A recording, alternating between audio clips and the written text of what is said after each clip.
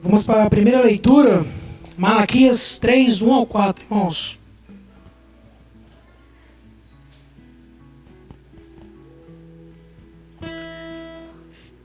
Eis que eu envio o meu mensageiro, que preparará o caminho diante de mim, e de repente virá o seu templo, o Senhor, a quem vos buscais, e o mensageiro da aliança, a quem vós desejais, eis que ele vem, diz o Senhor dos Exércitos.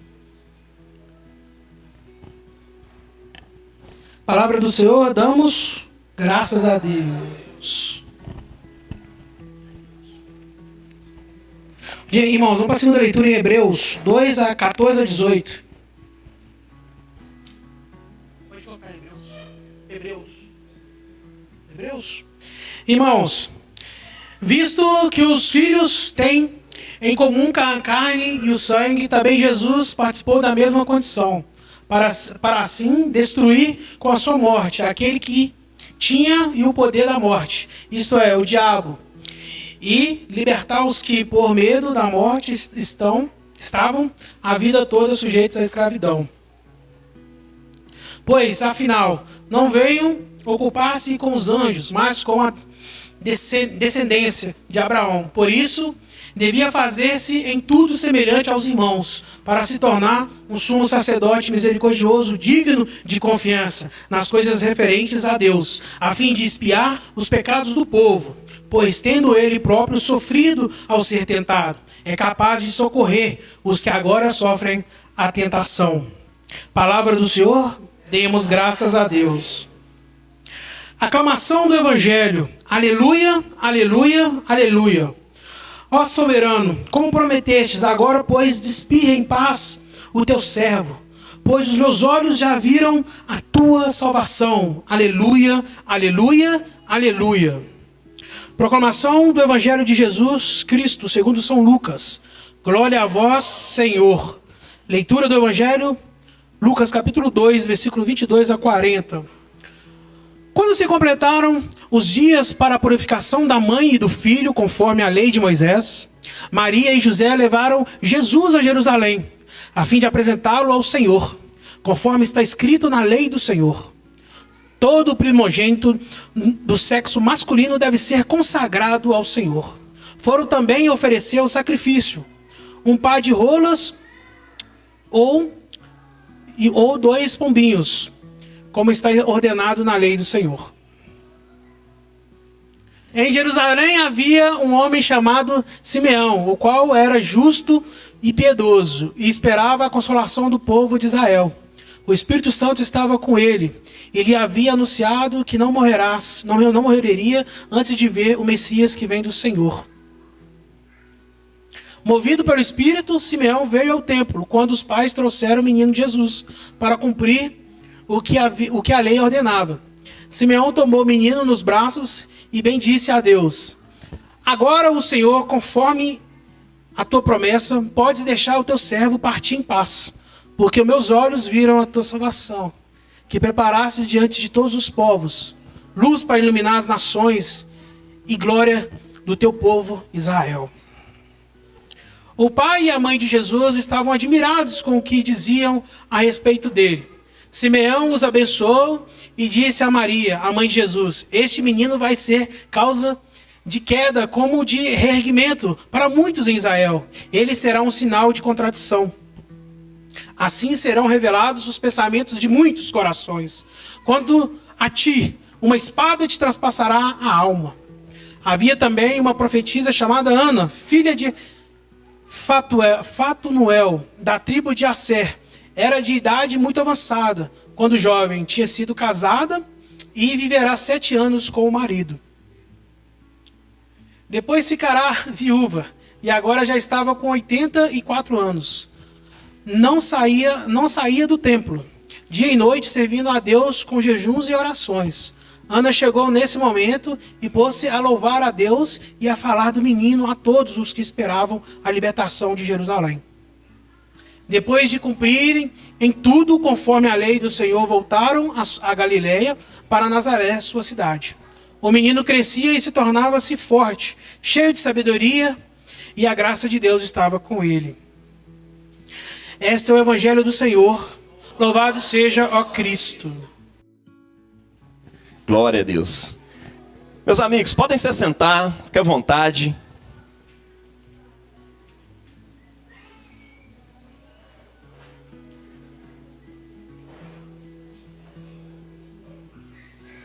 Glória a Deus.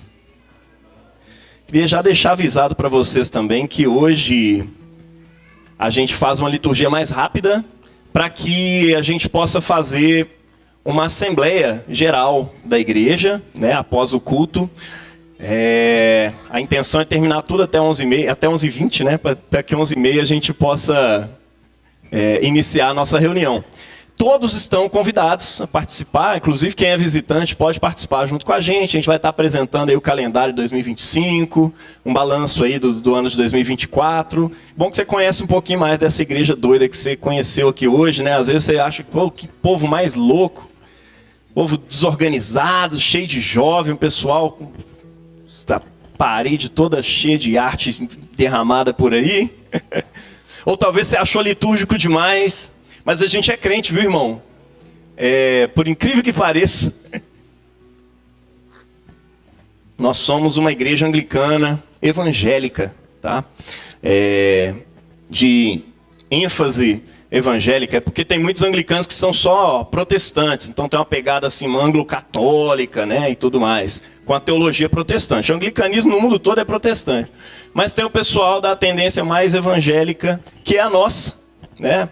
Fora dessa tendência, a gente não viveria o que a gente vive aqui, com uma igreja, dentro da nossa visão de igreja, que é ser uma igreja contemporânea, é ser uma igreja belo-horizontina, ortodoxa. Vê alguns valores nossos ali, a ortodoxia é um deles. Nós somos ortodoxos, apesar de doido, fiéis à palavra de Deus, e nós cremos que a Bíblia é a palavra de Deus. Nossa regra de fé e prática, igual está escrito lá no Manual Batista, é assim também aqui. Essa é a palavra de Deus, tá? Enfim, mas além de ortodoxa, ela é pós-moderna. A gente não está querendo aqui fazer uma liturgia de um culto do século XIX, do século XVI, nem do século I, para uma igreja do século XXI. Essa turma é pós-moderna, esse povo é diferente. Então a gente está falando na linguagem dessa galera belo-horizontina, ortodoxa, pós-moderna e tudo mais. E é isso que a gente quer ser. A gente quer adorar o Senhor do tempo, no nosso tempo. E você vai notar que a estrutura do culto é a mesma. Se você ler um manual de liturgia, que São Justino escreveu um tempo atrás para justificar e contar para as autoridades o que acontecia no culto cristão, porque todo mundo ficava assim, esse pessoal aí pratica canibalismo, eles fecham as portas na hora da ceia, e eles praticam um negócio lá, um canibalismo, eles comem o corpo de um bebê, uns trem assim. O pessoal tinha altos mitos sobre os cristãos, porque eles, a parte da ceia, fechavam a porta e só ficavam os iniciados, ou seja, os batizados, né? Então eles ficavam assim, não, o que acontece lá dentro? Aí inventava altos mitos aí sobre o que acontecia. Mas aí ele começa a explicar como que funciona um culto cristão. E é exatamente isso aqui que a gente está vivendo, tá? Tem uma invocação, porque o culto é feito em nome da Trindade. Tem um sacerdote, e esse sacerdote vai ter um momento de louvor com toda a assembleia, à medida em que leem as escrituras. Você vê que a gente canta hinos e lê as escrituras, e depois tem uma exposição do evangelho. Depois dessa exposição do evangelho, fecham-se as portas e só os iniciados ficam. Hoje em dia a gente não fecha as portas mais não, você pode ficar aqui na hora da ceia, não tem problema não. Acho que todo mundo aqui é batizado também, né? E aí o sacerdote consagra o pão e o vinho, invocando o Espírito Santo sobre eles. E aí ele entrega aos fiéis que se alimentam, se nutrem espiritualmente, e por fim eles se enviam. Outra coisa que ele coloca lá, antes da ceia acontece um abraço, que é o abraço da paz. E uns abraçam os outros e dão ósculos santos, né? Beijos santos, abraços santos, desejando a paz do Senhor. E aí depois passa-se a ceia. Olha só. Ofertas são colhidas para que as coisas possam continuar acontecendo. Enfim, o culto é o mesmo. A gente faz a mesma coisa de sempre. A igreja de Jesus sempre sobreviveu da mesma forma e teve essa estrutura aí. Bom, por que eu estou falando isso? Só para você ter noção que essa igreja não é maluca. Mas também porque hoje é o dia da festa, da apresentação de Jesus Cristo no templo.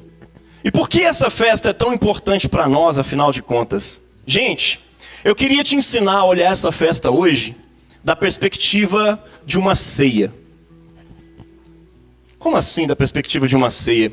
Há pouco tempo atrás eu estive pregando no nosso acampamento a respeito da ceia do Senhor. Qual é a nossa perspectiva a respeito da ceia? Muita gente cria tanta coisa em torno dela. E eu gosto sempre de dizer aqui, olha, a gente não fica viajando se é transubstanciação, se é memória, se é presença real, ou se é presença espiritual, ou se é isso ou aquilo. A gente só ceia e se entrega ao mistério de algumas coisas que são certas que Jesus colocou lá. Jesus disse, este é o meu corpo que é dado por vós. Este é o meu sangue derramado por vós e por muitos para a remissão de pecados. Tomem e comam. Vocês vão fazer assim todas as vezes que vocês comerem este pão. Não era qualquer pão. Era um pão específico voltado para a ceia do Senhor. Então sempre que se celebrava, tem gente que fala isso. Ah, é o pão, qualquer pão que você comer em casa aí é a ceia. Está tomando café, você está tomando sangue de Jesus. Não, não está não. Tá? Isso era bem organizado. Quando Jesus instituiu a Santa Ceia, ele instituiu, não foi para todos os 70 e tantos discípulos que tinha não, tá?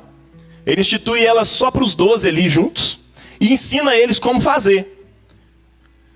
E aí, cara, ele diz assim, olha, quando vocês comerem, vocês estão comendo o meu corpo. Quando vocês beberem desse cálice, vocês estão bebendo do meu sangue. Oh, Jesus, isso vai ficar com gosto de sangue? Não. Isso vai ficar com gosto de carne? Não. Vai transubstanciar? Vai ficar molinho assim na minha mão? Não. Vai virar um sangue de verdade se eu levar lá para um DNA e tal? Não. Isso é o vinho, isso é um pão. Mas a partir de um momento no seu culto, quando ele virar este pão, né? Ele vai se tornar o meu corpo. Sem gosto de carne, mas é o meu corpo. E quando você comer, você está se alimentando do próprio Deus. Você está comendo Deus. De acordo com Jesus, você está se nutrindo para a vida eterna. Você está nutrindo o seu espírito para a vida eterna. Bebendo daquele cálice, você está bebendo vida eterna. Você está bebendo a redenção dos seus pecados. É isso que Jesus nos ensinou. Com o tempo, a Igreja Católica foi criando algumas coisas em volta, em torno disso. Criou-se a doutrina da transubstanciação. Isso não é lá do início. Isso vai sendo desenvolvido ao longo do tempo. Percebidos alguns exageros na Reforma Protestante, né? Luteranos, anglicanos, calvinistas, todos eles tiraram aquela coisa da adoração ao sacramento em si, mas entendendo que aquilo não era qualquer coisa. Essa ideia de que, isso aqui é só um memorial, só uma memória, isso aqui não tem nada. Não, meu irmão, olha, os cristãos mais sinceros desse mundo entendem que isso aqui não é qualquer coisa. E depois de consagrado, esse pão tem algo diferente. Uma presença espiritual passa a habitá-lo para que a gente possa se alimentar de Deus. Muitos vão crer nisso de modos diferentes.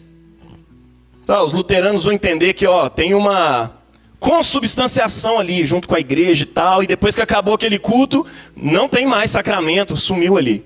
Na Igreja Católica, se ficou um fragmento desse pão, eu vou guardar ele no sacrário, e quando eu passar na frente eu vou fazer o sinal da cruz, porque o Cristo está ali, eu vou fazer reverência. Amém. É a forma de entender isso. Os calvinistas, os reformados de modo geral, nenhum deles chegou a dizer assim, olha, isso aqui não é nada. Isso aqui é só uma memória para a gente lembrar que Jesus morreu por nós. Não, não é.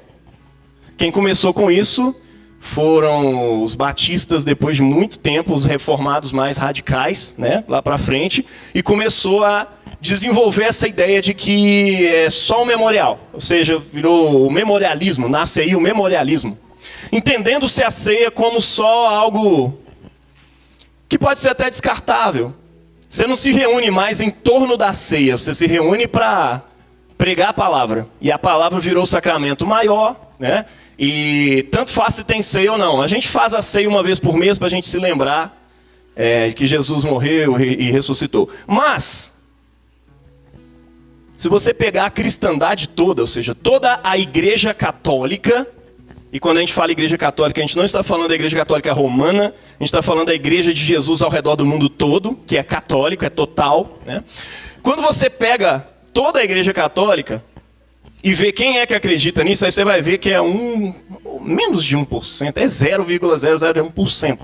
O resto todo entende que nesse pão e nesse vinho, a partir do momento em que eles são consagrados e apresentados diante de Deus, entregues ao povo de Deus, a presença de Deus está ali.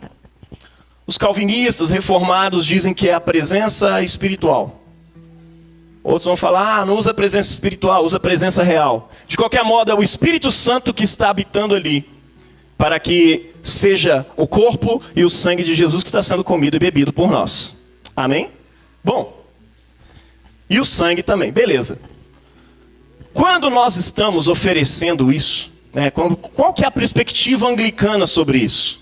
Sei que é uma abertura de várias perspectivas, mas a perspectiva do livro de oração comum, e a gente entende assim, como o que os anglicanos creem sobre isso, está escrito em qual catecismo? Não tem catecismo. Nós temos um livro de oração comum. O livro de oração comum é aquilo que nós cremos. Então a gente ora aquilo que a gente crê, e a gente crê naquilo que a gente ora. Essa é a perspectiva anglicana sobre tudo. Então o que a gente ora na hora da ceia, você vai perceber. Eu tô tomando café toda hora, porque esse café tá muito bom, cara. Glória a Deus, obrigado, viu? A Raíssa já tá estreando aí, não foi a Raíssa. Bem que o café tava muito bom. Tô brincando. Gente, que bênção. O que acontece no culto? Um pastor se aproxima, acho que era isso que eu estava falando antes do café, né? Mas enfim. A gente expõe a palavra de Deus. E depois desse momento que a gente chama de liturgia da palavra, que é ali o início, louvor, ato penitencial, leitura bíblica e sermão. Acabou a liturgia da palavra e começa-se a liturgia eucarística. E a liturgia eucarística, pô, da onde que vem esse nome eucarístico, né? Caris. Caris é graça. Eucaristia, ação de graças. Ou seja, é o momento de eu agradecer a Deus e partir o pão. O partir do pão de Jesus, com os discípulos no caminho de Emaús, depois que eles tinham desistido de Jesus porque ele tinha morrido e tal, Jesus aparece para eles ressuscitado. E ele não é reconhecido diretamente, eles vão conversando e o coração deles vai se enchendo de um fogo por Deus, de um amor, de uma paixão por Cristo. E a gente vê alguns eventos bíblicos que são não são uma simulação, mas eles têm um paradoxo, eles têm um paralelo com a liturgia cristã. Jesus está fazendo com eles ali uma liturgia da palavra, o coração deles está ardendo. E depois da palavra eles vão comer aquela realidade sobre Cristo que está sendo meditada na palavra. Essa é a ideia de uma liturgia cristã. Então Jesus fala ali com eles e de repente Jesus parte o pão numa mesa junto com eles. E na hora que ele parte o pão, eles... Caraca, é Jesus! Aí Jesus desaparece. Como se ele estivesse dizendo, olha, não precisa mais da minha imagem real aqui. O pão está aqui. Este é o meu corpo. Este é o meu sangue. Ele parte o pão. E no partir do pão, ele é reconhecido pelos discípulos. Esse partir do pão... Ficou conhecida a ideia, fração do pão, essa expressão, partir do pão ou fração do pão, virou uma expressão geral dentro da igreja para lembrar a Eucaristia. Lá em Atos, capítulo 2, vai dizer que as 3.000 almas que se converteram permaneciam, perseveravam na doutrina dos apóstolos, na comunhão, no partir do pão. Olha que legal. Eles não paravam de partir o pão. E nas orações. Eles partiam pão de casa em casa, em todo lugar estava se quebrando aquele pão. Por que se partiu o pão? Porque estava se agradecendo a Deus. Eucaristia significa ação de graças. E qual é o objeto dessa ação de graças? Aí que está. Eu queria que você entendesse que o objeto dessa ação de graças é duplo. Nós estamos dando graças a Deus pelo pão do céu, que é Jesus. E estamos oferecendo a Deus, porque assim, alguns falam, não, perspectiva protestante não pode ter essa ideia de sacrifício. Olha, sacrifício vivo, da perspectiva do Novo Testamento, ele existe sim, tá? E nós estamos oferecendo um sacrifício a Deus, sim. O sacrifício do nosso corpo, do nosso sangue, doado em favor dos nossos irmãos e da igreja de Cristo. Amém? E estamos oferecendo a Deus o corpo de Cristo como adoração. Olha só, eu e você compreendemos que eu e você somos corpo de Cristo, certo? Então quando eu estou oferecendo esse pão, como sacerdote ordenado dentro de uma tradição da igreja anglicana, ou um padre lá na igreja católica, ou um pastor lá na igreja presbiteriana e tudo mais, a gente está oferecendo um pão ali para Deus, entendendo que esse pão é Cristo, que é o sacrifício perfeito que foi realizado uma vez por todas na cruz do Calvário. Eu não estou repetindo, eu estou como que entrando numa máquina do tempo e voltando lá na cruz do Calvário, acessando aquele sacrifício de Cristo. A ceia não acontece no futuro, não acontece no passado, ela é atemporal. Quando a gente entra na liturgia eucarística, a gente está num momento atemporal. E a gente levanta esse pão, entendendo que Cristo está sendo oferecido, o grande e perfeito sacrifício. Mas não é só Cristo. Eu e você estamos sendo oferecidos juntamente com aquele pão. Eu e você. O apóstolo Paulo teve essa compreensão ao dizer que eu e você somos corpo de Cristo. A igreja é o corpo de Cristo. A plenitude daquele que enche a tudo. Ou seja, é aquela que dá forma, aquele que dá forma a tudo em todas as coisas. Você dá corpo a Cristo nessa terra. A teologia cristã entende isso como a teologia do corpo místico. Pô, Jaime, você fala umas palavras assim que também não ajudam, né? A gente vem aqui achando que é a igreja evangélica, aí você fala de Eucaristia, místico, o que mais você vai jogar aí? Corpo místico, ou seja, o corpo de Cristo. Que não é o Cristo humano, mas é também. Mas é a igreja que se torna o corpo de Cristo ao longo da sua história. A partir do momento em que Cristo nos assumiu na cruz do Calvário e nos liga a isso por meio do Espírito Santo através de um sacramento chamado batismo, eu e você somos enxertados, incorporados, enterrados na pessoa de Jesus e nos tornamos, uma vez por todas, o corpo de Cristo. Esse corpo está sendo oferecido em sacrifício diante de Deus. Tanto que quando a gente oferece aqui, você tem que se lembrar disso também. As mesmas palavras que Cristo disse aos seus discípulos, este é o meu corpo que é dado por vós, precisam ser ecoadas no seu coração e você repetir para sua esposa, para o seu marido, para os seus amigos, para o pessoal do seu trabalho, para o mundo. Aonde você anda, você pode dizer para as pessoas, este é o meu corpo, que é dado por você. Eu quero dizer para o Caio, esse é o meu sangue, que vai ser derramado até a última gota por você. Eu estou dando a minha vida por essa igreja. Não só o Jaime sacerdote, o Jaime amigo, o Jaime pastor, o Jaime marido, o Jaime pai, o Caio, a Bruno, Neemias, Marley, cada um de vocês está doando e entregando juntamente com Cristo. E estar juntamente com Cristo envolve sacrifício, envolve dor. Está entendendo? Ô Jaime, você está falando um monte de coisa, mas não chegou no texto até agora. É porque falar desse texto envolve essa introdução. E eu quero que você observe esse texto hoje como uma grande missa. Pô, Jaime, missa aí você sacaneou também. Você já está usando outra palavra que não está me ajudando. Missa é a perspectiva histórica pela qual se compreende um culto onde o sacrifício de Cristo e da igreja são oferecidos a Deus. Tá? Ou você pode entender como uma grande celebração. Mas está acontecendo uma grande celebração ali. Tem um pão sendo trazido e oferecido diante de Deus.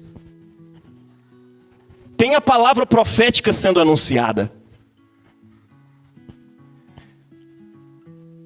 O pão perfeito está sendo oferecido. A perspectiva disso está lá em Malaquias 3. Não 10. Tem gente que gosta de Malaquias 3, 10, né? Mas está em Malaquias 3, de 1 a 4. Virá o Senhor em pessoa ao seu templo. O templo que Deus estabeleceu no passado para ser a ligação entre o céu e a terra. O próprio Deus toma esse templo.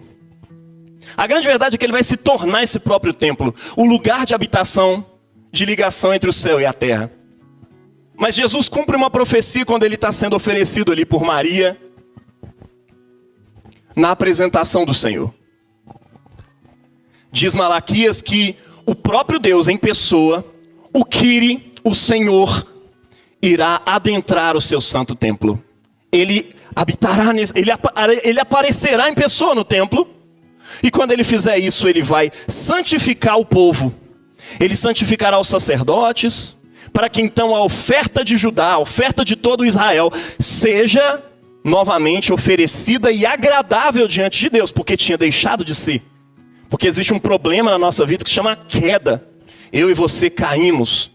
Bom, o Velho Testamento está dizendo basicamente isso. O próprio Deus vai entrar no seu templo e vai purificar o povo, para que as ofertas do povo, a adoração do povo, as oferendas do povo a Deus sejam novamente agradáveis a Deus.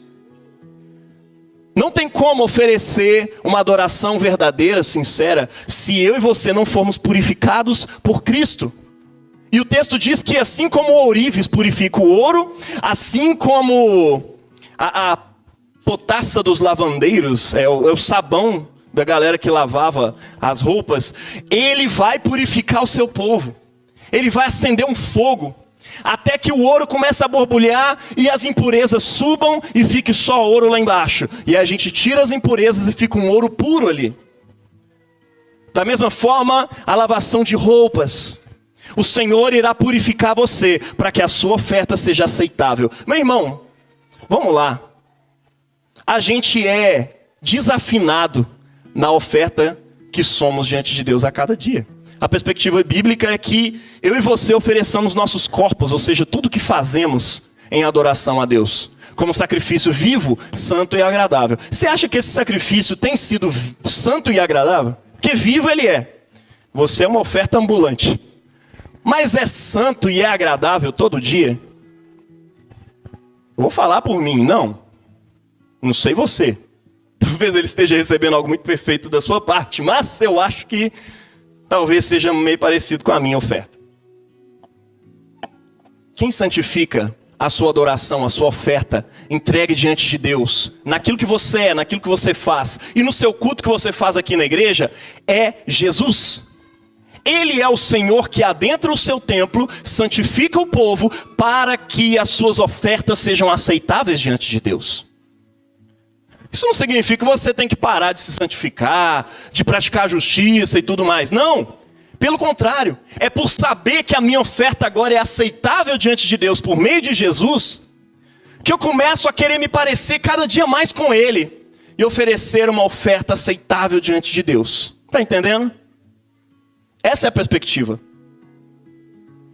O próprio Deus está ali aparecendo. A oferta do Amarildo é recebida diante de Deus, não é porque o Amarildo é uma boa pessoa. Eu conheço ele. Ele me conhece. Você falar com ele, o bom do Amarildo é que ele é bem calvinista. Ele fala, Jaime, pecador miserável, presta não. Priscila, pecadora, miserável, não presta, não sei o quê. Mas a gente precisa se lembrar que apesar de miseráveis e pecadores, a nossa oferta foi aceita diante de Deus, porque ela foi santificada por Cristo. Eu e aquilo que você é, somos oferecidos a Ele como adoração. Amém? O livro de Hebreus vai dizer que assim como um sumo sacerdote precisa se tornar identificado com aqueles por quem ele oferece sacrifício, Cristo se identificou conosco. Essa é a segunda perspectiva, é um segundo olhar. E tem um terceiro que eu quero trazer para você. O segundo olhar sobre esse texto de hoje, o evangelho em que Cristo é trazido para a apresentação diante de Deus, é que ele está se tornando identificado com os pecadores. Cristo se identificou comigo e com você ali. Se submetendo à lei sem precisar. Porque assim, a lei dizia que o filho primogênito, aquele que abre a madre, aquele que abre o ventre de sua mãe, deve ser resgatado, porque ele é uma oferta ao Senhor. Ele deveria ter morrido na Páscoa, junto com todos os primogênitos, mas o Senhor o resgatou. E como o pai vai resgatar o primogênito? Entregando um cordeiro. E se você for muito pobre, tem uma brecha na lei, traga um par de rolas ou 2 pombinhos, né? É interessante, a família de Jesus era uma família pobre, porque o texto de Lucas está dizendo que eles trouxeram um par de rolas ou 2 pombinhos. O texto fala assim, né?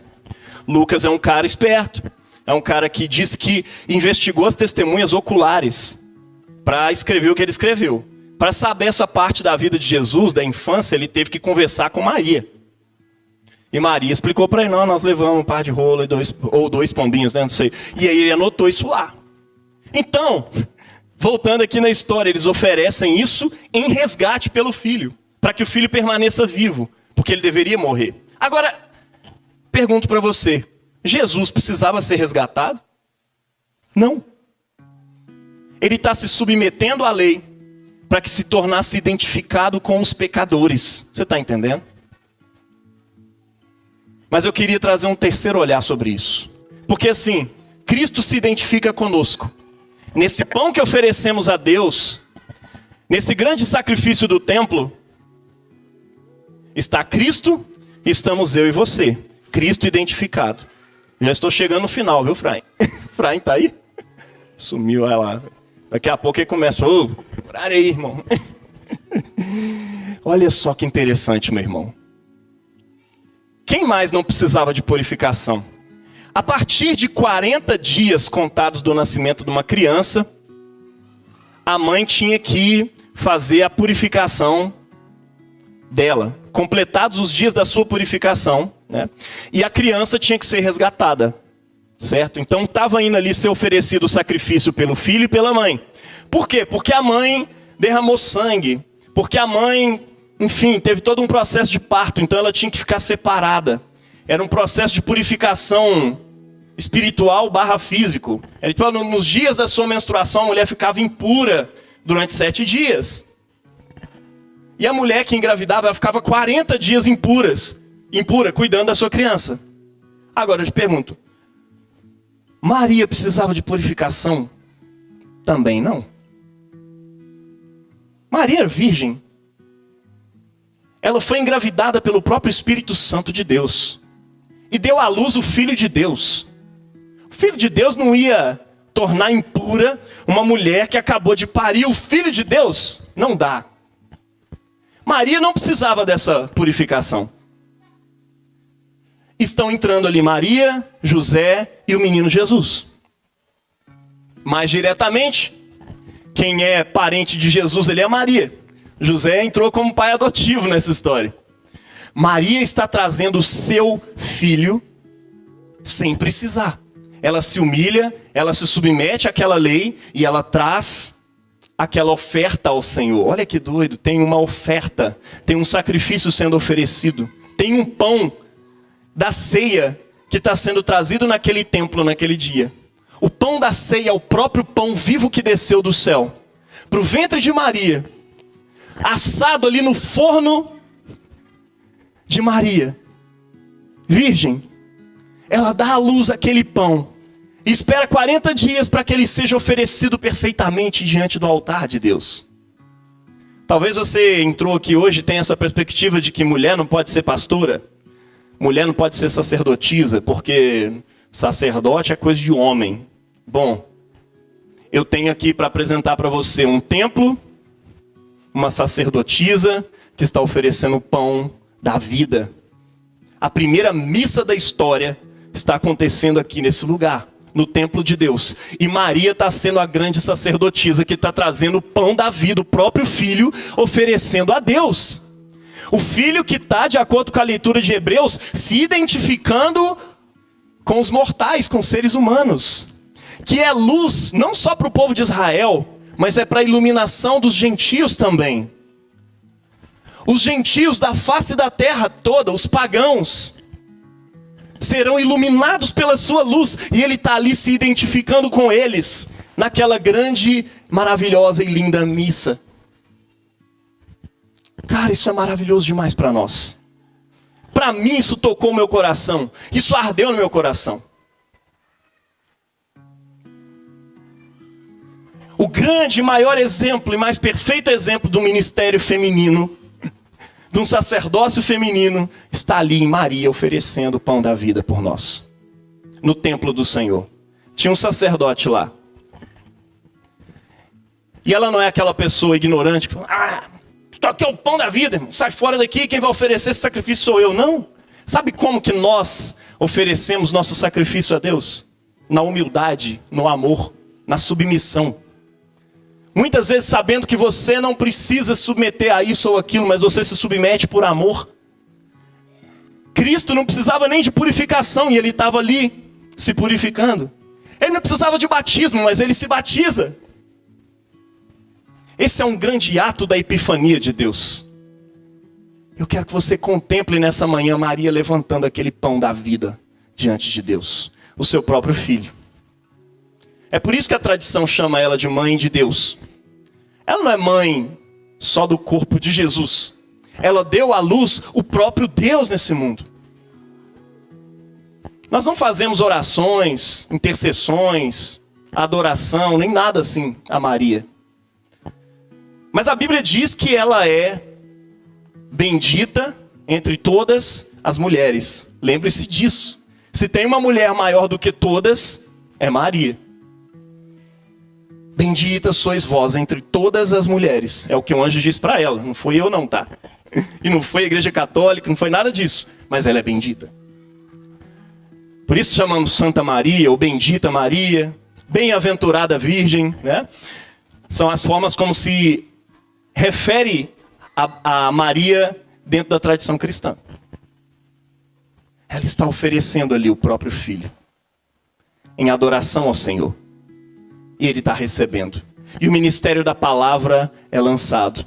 E é interessante porque, eu já ia falar Matusalém, Simeão vai falar com ela. Ele não fala com José, fala com ela assim, Maria, esse menino vai ser a causa do erguimento e da queda de muitos em Israel. Eu imagino que naquele momento ele diz para ela também, olha, eu fiquei esperando anos para ver isso aqui acontecer. Porque Deus falou comigo que eu não veria a morte antes de ver o Messias, o Deus, entrando no seu próprio templo. E a Bíblia diz aqui no livro de Lucas, que ele, guiado pelo Espírito, vai ao templo naquele dia. E quando ele chega lá, Maria está oferecendo Jesus, ele bate o olho em Jesus e fala, é ele. Cara, já imaginou? Você batendo os olhos no pão da vida. Essa deveria ser a perspectiva pela qual você participa da Eucaristia toda vez. Quando você pega na sua mão como um coxo, assim, pão da vida. Você deveria olhar com aqueles olhos que Simeão olhou Jesus naquele dia. E ele fala assim, Pai, Deus, agora você pode despedir em paz o teu servo. Agora os meus olhos podem ver a morte. Porque eles já contemplaram o pão da vida. Agora podes despedir em paz o teu servo, porque os meus olhos já viram a tua salvação, a olho nu. Luz para a iluminação dos gentios, glória do teu povo Israel. E agora os gentios vão ser transformados em povo de Deus, o novo Israel do Messias. Estava ali também, antes de falar de Ana, né, ele bate no ombro de Maria e fala, filha, uma espada vai transpassar sua alma. E Maria começa a entender o mistério. Ele veio para morrer. Algo vai acontecer comigo. Veja, o oferecimento do pão é um sacrifício. Está sendo lembrado a gente da Páscoa. É só na Páscoa que a gente acende esse círio pascal também. Olha que doido isso. Ele já anuncia para ela a morte. E o quanto ela ia sofrer pelo filho. O quanto ela ia sofrer por causa de Cristo. E o quanto eu e você, agora identificados com Ele, vamos sofrer por causa dele. Não há cristianismo sem sofrimento. E o sofrimento faz parte. Eu poderia estar aqui vendendo feijãozinho que cura Covid, mas eu não vou fazer isso. Poderia estar aqui vendendo uma campanha que te dá a vitória e o carro do ano e aquela coisa toda. Mas se eu for fiel à palavra, eu não posso deixar de te dizer o quanto importa sofrer por causa de Cristo. Esse mundo ainda não foi reconciliado totalmente com Ele. Eu e você recebemos uma prévia disso no nosso espírito, de modo que nós que estamos em Cristo, somos agora nova criação. As coisas velhas passaram, eis que tudo se fez novo. Em breve, o mundo todo vai ser tomado por essa realidade, e tudo se fará novo, nele, para sempre. Por ora isso aconteceu comigo e com você somente. Está entendendo? O mundo precisa receber essa palavra. O mundo precisa ser transformado numa nova criação. Essa fé, que é uma forma de obter previamente aquilo que é a nossa esperança, as coisas que se esperam, a certeza das coisas que se esperam, a posse das coisas que se esperam, ela vem pelo ouvir, e ouvir pela palavra de Deus. E eu queria terminar dizendo que Ana, uma mulher que ficou casada há 7 anos, e depois que o marido morreu, ela ficou viúva e ficou 80 anos no templo todos os dias, servindo a Deus em jejuns e orações. Ela bate o olho em Jesus, em tudo que estava acontecendo, e ela pega Jesus e começa a falar dele para todo mundo que aguardava a redenção de Israel. A apresentação de Cristo para nós precisa nos levar a anunciar o Evangelho. Não dá para separar uma coisa da outra. Alguém me disse certa vez: Jaime, você é um pastor diferente, graças a Deus. Você não fica com aquela coisa assim de evangelização, né? Esses cristãos ficam achando que todo mundo tem que ser evangelizado. Eu falei, mano, não, peraí. Você está me entendendo errado. Se eu tirar a evangelização da fé cristã, eu estou tirando um órgão de um corpo. Isso faz parte da nossa fé. Isso está integrado na nossa fé. Eu e você precisamos falar do menino para todo mundo. Eu e você precisamos falar da luz que veio para a iluminação dos gentios para todo mundo. Essa luz ilumina por meio da palavra. Eu achei profético porque no início do culto hoje o Luiz começou no ato penitencial falando do Fiat Lux. Faça-se a luz. No princípio, Deus dá origem à luz do mundo. Essa luz vem por meio da palavra de Deus falada. Ele disse, haja luz e houve luz. Faça-se, Fiat, Lux, luz. Faça-se a luz. E assim vem. E eu espero que você hoje possa, juntamente comigo, ser entregue, juntamente com Cristo e o seu corpo, diante do altar de Deus. Amém. Se coloque de pé.